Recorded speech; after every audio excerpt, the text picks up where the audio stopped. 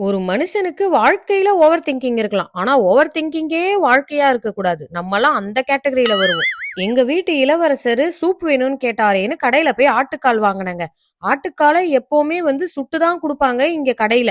ஆனா இந்த முறை பாத்தீங்கன்னா, சுட்ட ஆட்டுக்கால் இல்ல சுடாததா இருக்குது அப்படின்னு சொல்லிட்டாரு. அட இத சுட்டு பண்றதெல்லாம் ஒரு மேட்டரா பாஸ் அப்படின்னு சொல்லி இந்த ஆட்டுக்கால வாங்கிட்டு வந்துட்டேன். இப்ப என்ன பிரச்சனைனா, காலையில எழுந்து இத சூப் பண்ணணும்னு முடிவு பண்ணிட்டேன்.